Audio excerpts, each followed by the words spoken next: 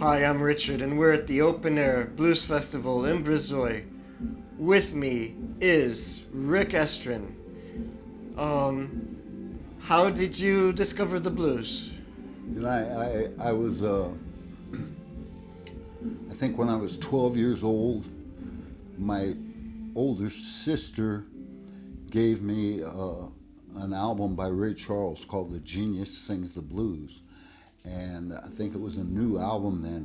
She gave me that, and she was kind of like a beatnik. I was growing up in San Francisco, and that was the beatnik days, you know, pre-hippie days, North Beach and the beatniks and stuff. And she had some Jimmy Reed records, and she had some Big Bill Brunzi. She had other stuff that was a little more sophisticated, like Nina Simone and Mose Allison, and so I was exposed to that stuff, and she gave me that album, and there was something about that Ray Charles record that just made me feel like I'm just a kid, right? So this is absurd, sounds absurd, but made me feel like he understood how I felt. Why the harmonica? It was just a happenstance again. There was a guy that lived down the street that had a band, and they were playing, you know, like British invasion kind of music and stuff. But when I was a kid, my voice is thrash now, but I used to be able to sing pretty good. Now I get by on personality, but I used to have a pretty, you know, like a pretty nice singing voice, and hearing me singing, and he gave me a harmonica, and he told me to learn how to play it. And I, at the time, my father had just died, and I was sort of lost, and I needed direction or something, and I needed something for comfort and solace or whatever the word is, and I went in he gave me that harmonica. I went in a room in his house, and I just closed the door to the room, and I was in there for about 3 hours or something, and I just decided I could learn this, and I left, and it gave me something to focus on. How many harmonicas do you have? Now? Now. Oh gosh, I don't know, hundreds. I probably have under 1,000, but maybe not. The band that you have now is founded by the ex-members of Little Charlie and the Nightcats. How did you feel? Myself and Lorenzo are ex-members of Little Charlie's band. Okay. And I started playing with Little Charlie in 1976, and that was when, you know, like I said, I was kind of a marginal citizen at the time. I was, you know, not doing much good. I mean, music was the only positive thing I had going for myself, and I met Little Charlie, and he was playing traditional Chicago blues, and not many people were playing that at that time. And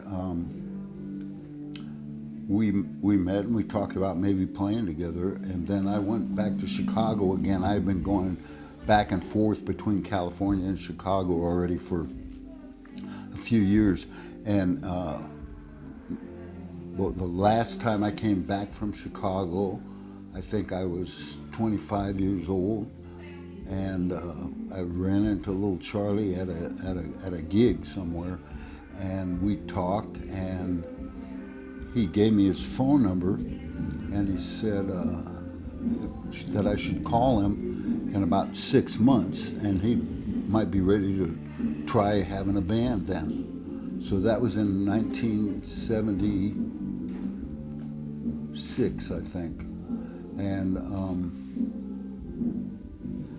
6 months later, I was really in just a miserable place in my life. You know, my fault, but I was in a miserable place. I was I was on, you know, had like a small drug problem. I had, you know, I was living in a shithole in the Tenderloin. I was, you know, my girlfriend was turning tricks, and I was just, you know, couldn't even bullshit myself into thinking I was pimping. It was just a low life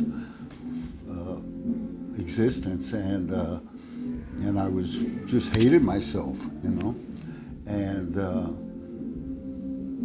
something made me think of it. I was standing around talking to some guys, and somebody started playing the harmonica on TV, and I was young, and I was young, I was stupid, you know, I said stupid shit. So I would say, I was looking at it, and I went, man, see, I play better than that asshole, you know.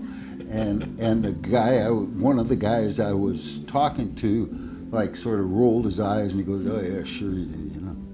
And that made me mad at myself. I got mad enough at myself to where I just went, man, fuck this. I'm gonna, you know,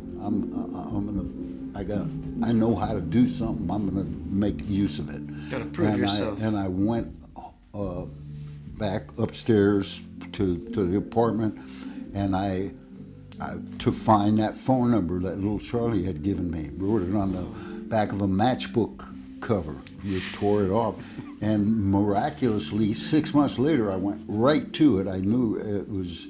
I found that matchbook cover. I called them up, and I went up there on the Greyhound bus.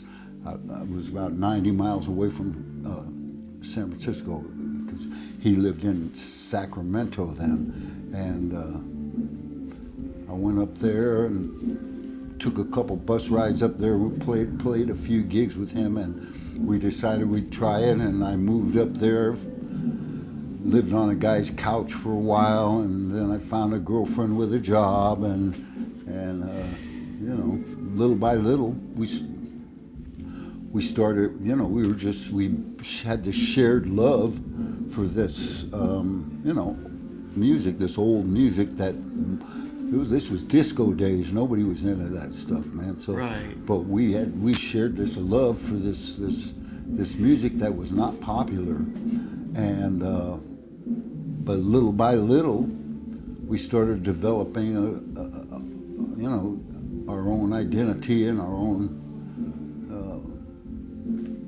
you know, we got more polished and more professional, and we started getting a following, and we started becoming locally popular, and then we started traveling regionally, and I started writing more songs, and after several years, you know, we decided we'd make a record, and